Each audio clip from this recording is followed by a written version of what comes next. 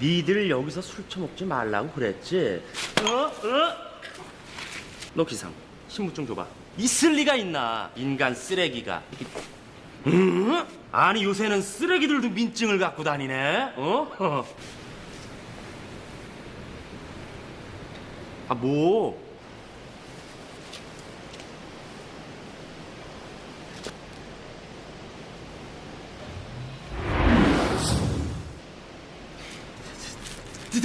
대통령 각하 충성.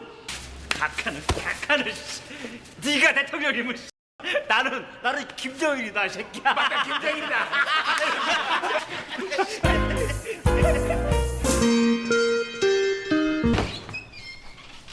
문을 박차고 들어오는 대통령의 딸.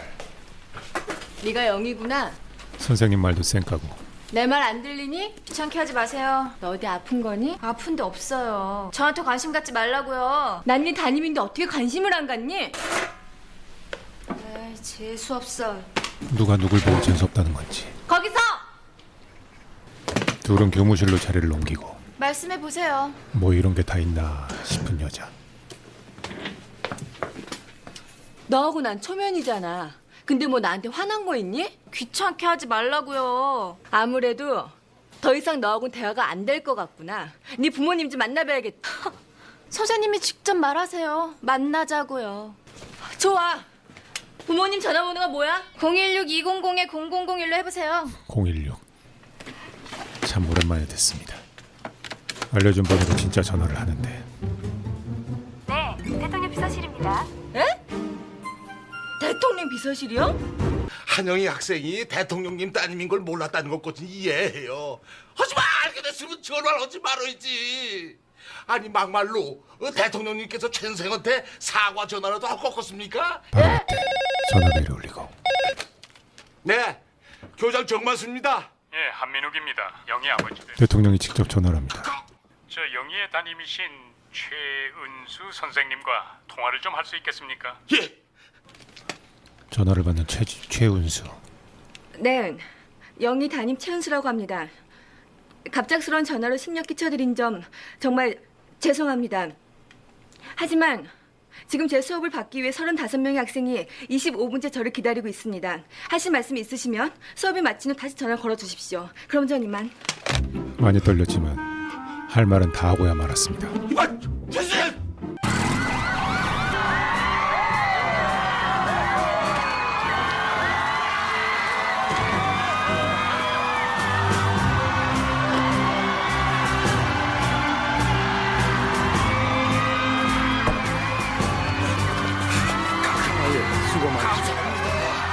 어려운 걸로 모셨습니다.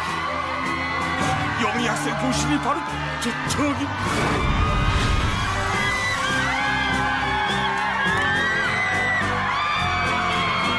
뭐 영희한테 뭐 무슨 문제가 있었습니까? 대통령님께서는 지난 연두 기자회견 때 교권 강화에 대해 누차 강조하셨습니다. 그런데 한 학생이 아버지의 특별한 신분을 이용하여 교사의 교권에 정면으로 도전해 왔습니다.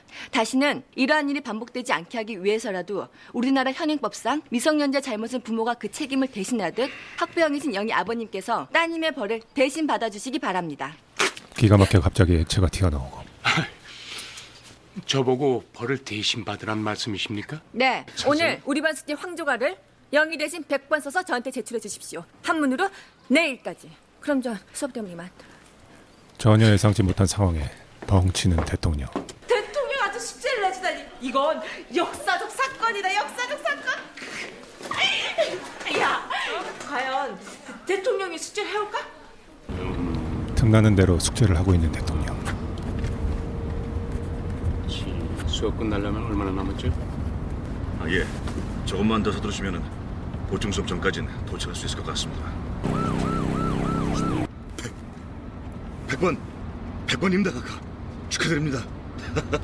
마침내 숙제를 다 하게 되고. 지각하는 건 아니겠지? 예. 저기 보이는 한강다리만 건너면 바로 학교입니다, 각하. 근데 이 시가 도대체 무슨 뜻입니까? 고구려 유리왕이 지은 사랑의 시라. 펄펄 나는 저 꾀꼬리 암수 서로 정답. 외로운 이내 몸은 네와 함께 돌아가. 펄펄 나는 시를 읽다 보니 자신의 처지와 같다는 것을 느끼고 이 영화에서 새로운 사랑이 시작된다라는 복선이 서서히 깔리기 시작합니다.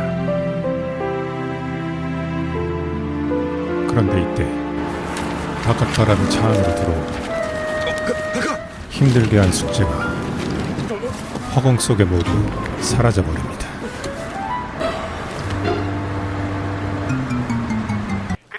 아니 영희 아버님, 차라리 시간이 없어서 안 하셨다든가 아님 하기 싫어서 안 했다고 솔직하게 말씀하시지 왜 구차하게 거짓말을 하고 그러세요? 한강 다리를 막 지나가. 됐어요. 하지 마세요. 한 걸로 칠게요. 네? 우리 학교에 새로 오신 최은수 선생님이 전국의 초중고 교사를 대표해서 청와대에서 대통령님과 오찬을 갖게 됐습니다. 자신의 결백을 입증하기 위해 자리를 마련하는 대통령. 최 선생, 잘 부탁해요. 예. 박수! 이렇게 거절할 수 없는 상황에 사랑해요. 난감해하는데 며칠 후 난생 처음 청와대를 방문하게 되고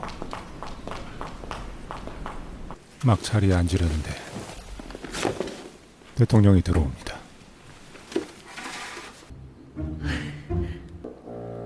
어색하기 짝이 없는 두 사람. 잠시 후 고생하십시오. 숙제입니다. 황조가 100번. 황조가 100번을 한 번 더 쏘은 대통령. 다시 한번 말씀드리지만 저 어제 숙제 했었습니다. 거짓말이라고 한 거 취소해 주십시오. 한자를 아주 잘 쓰시네요. 마치 아이가 된 느낌으로 검사 결과를 기다리는데 그녀가 마음속에 들어오는 순간 바로 이 순간이지 싶습니다. 아휴, 마치 초등학생이라도 된 기분이군요. 그녀를 생각하면 이제 마냥 흐뭇하기만 하고 오늘 밤 민생시설 후보 지역입니다. 드디어 첫 데이트를 하게 됩니다. 우리 이러면 어떨까요? 그 애가 웃는 걸 본 게 정말 너무 오래됐어요. 사실 전 영희에 대해서 많은 부분을 포기하고 있었습니다. 그런데 최 선생님을 뵙고 희망을 가지게 됐죠. 최 선생이라면 우리 영희를 바로잡아 줄 수 있지 않을까 하고. 그럼 우리 함께 영희 웃음을 찾아주는 게 어때요? 자신은 없지만. 영희는 평소 가지고 싶었던 인형을 저거 갖고 싶니? 빤히 쳐다봅니다. 내가 훔쳐줘? 왜? 못할까봐? 걸리면 생리 중이라고 우겨야지 뭐. 뜻밖의 제의에 영희는 당황하게 되고 진짜 훔치려는 듯 안으로 들어갑니다.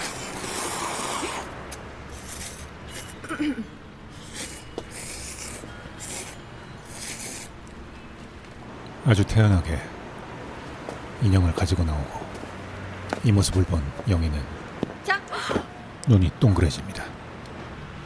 아저씨, 제가 훔쳐달랬어요. 아, 쟤는 또 뭐니? 아유, 아가씨! 야! 아가씨!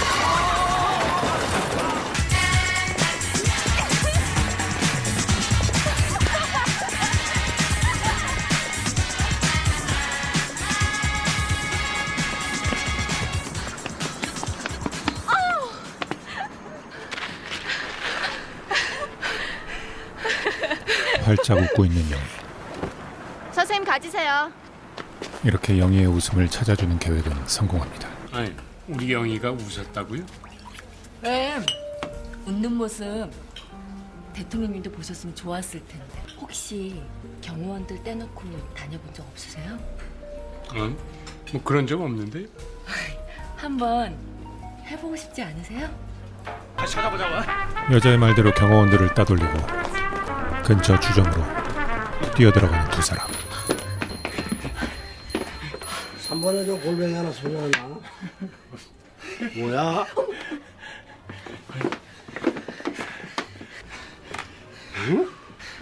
주인장은 대통령을 알아봅니다. 아무리 봐도 대통령인 상황. 저기요, 사실은 밖에 검정색 양복 입고요. 등치가 이만한. 알아. 도망다니는 거지. 스물라 그러지? 예. 따라. 감사합니다. 우측으로 올라. 뭐야? 아, 혹시 대통령 각하 오시지 않으셨습니까? 왔었지? 그래요? 30년 전에 박정희 대통령께서 우리 해병대에 오셨지. 네? 드디어 절호의 찬스가 오고야 말았습니다. 누가 봐도 그걸 해야 하는, 해도 전혀 이상하지 않은 상황. 그런데 하필 이때 아, 이거 내 실례를 했네. 상황 종료됐습니다, 각하. 어이구, 아쉽게도 이렇게 첫 키스의 기회는 날아갑니다. 장 시장. 다음 날 다시 데이트 날짜를 잡으려 하는데 영희 담임 선생님 말입니다. 그 남의 눈에 잘 안 띄는 그 뭔가 좀 조용한 장소 무슨 말씀인지 잘 알겠습니다. 장소와 시간을 잡아놓겠습니다. 잘 부탁합니다. 저는 청와대 보도실 장 실장입니다. 예, 저 일전에 뵙던. 예. 오늘 밤 대통령님께서 최원석 씨를 조용한 곳에서 뵙고자 하십니다. 장소는요, 하얏 호텔 스위트룸 2301호입니다. 번지수를 한참 잘못 짚은 부속실장. 님께서 도착하실 겁니다. 스위트룸 2301호 늦으시면 안 됩니다. 호텔 스위트룸이요? 오늘 아침에 부탁한 거 어떻게 됐습니까? 방 예약 관련은 물론이고 경호원 배치까지 끝냈습니다. 방을 예약하다니요? 예. 하얏 호텔 스위트룸 2301호로 밤 10시 정도 가시면은 최 선생께서 기다리고 계실 겁니다. 이봐요, 부석실장. 당신 정신이 있는 사람이 없는 사람이. 예? 지금 당장 취소해요. 당장! 오해를 풀기 위해 대통령은 전화를 하고 대통령님, 저 그런 여자 아니라서 죄송해요. 그런 여자 아니라서 정말 죄송합니다. 안녕히 계세요. 단단히 오해를 하고 있는 여자. 대통령은 답답하기만 한데 이쯤 되면 대통령이든 아니든 남자는 달려갈 수밖에 없습니다. 은주 씨. 은주 씨. 화가 단단히 났군요. 다 제 불찰입니다. 하지만 해명할 기회는 줬으면 좋겠습니다. 죄송합니다. 제가 감히 이런다 생각하시겠지만 이것만은 분명해요. 전요 그런 여자 아니라는 거. 해명할 기회는 주지 않고 오해는 쉽게 풀리지 않습니다. 결국 지하철까지 따라오게 되고 갑자기 나타난 대통령에 시민들은 신기하기만 합니다.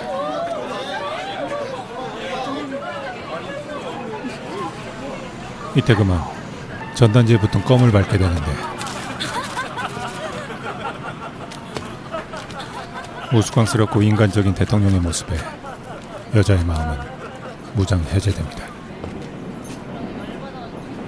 한 여자를 좋아하는 한 남자가 실수를 했어요. 뭐 과정이 어쨌든 간에 결과적으로 그 여자의 마음을 상하게 했다면 사과를 하고 화해를 하는 게 맞다고 생각되는데 만약 그 여자의 입장이라면 어떻게 하시겠습니까? 이 전단지가 사랑의 오작교가 될 줄은 몰랐습니다.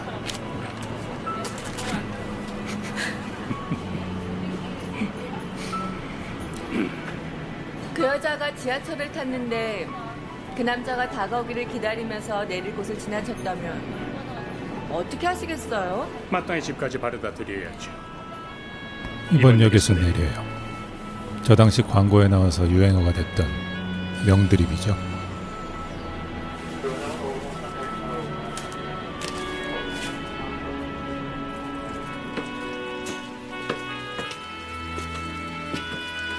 우여곡절 끝에 둘 사이의 오해는 극적으로 풀리게 되고 여기에요. 처음으로 그녀를 집에 바래다 줍니다. 아주 아담하네요. 저 오늘 죄송했고 고마웠고 즐거웠어요. 저도 즐거웠습니다.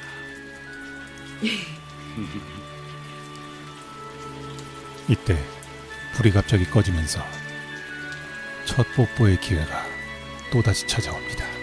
사람은 왜 깜깜해지면 용기가 날까요?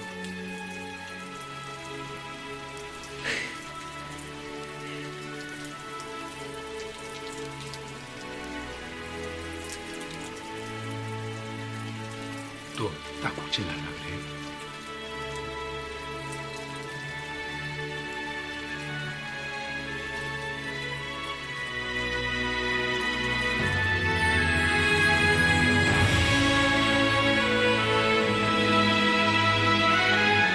그런데 이때 냄새를 맡고 찾아온 파파라치들. 과연 이 둘의 운명은 어떻게 될까요? 2002년 개봉한 영화 피아노 치는 대통령은요, 당시로서는 파격적인 소재로 인해서 적지 않은 논란이 있었는데요. 원래 1997년에 개봉하려고 했지만 하필이면 대선 시기와 맞물리면서 2002년 말에야 겨우 개봉할 수 있었던 문제가 많았던 영화입니다. 하지만 21살 때의 최지우의 리즈 시절을, 그리고 국민 배우 안성기 선생님의 전성기 시절을 보실 수 있는 것만으로도 충분히 의미가 있고요. 또 대통령의 딸로 나오는 배우가 임수정이라는 것, 그리고 이 작품이 영화 데뷔작이었다는 거, 이런 점들 때문에 배우들 볼거리가 참 많은 영화라는 생각이 듭니다. 다소 개연성이 떨어지는 이야기 전개가 흥행 실패라는 결과를 가져오긴 했지만, 왜 그런 거 있잖아요. 남들이 안 이쁘다고 해도 난 참 이뻐 보이는 여자가 있는 것처럼 이 영화가 제겐 그런 영화인 것 같습니다. 마지막으로 동화 같은 이야기, 멜럼을 좋아하시는 분들께 이 영화 꼭 찾아보시길 강추해드리면서 저는 이만 물러나겠습니다.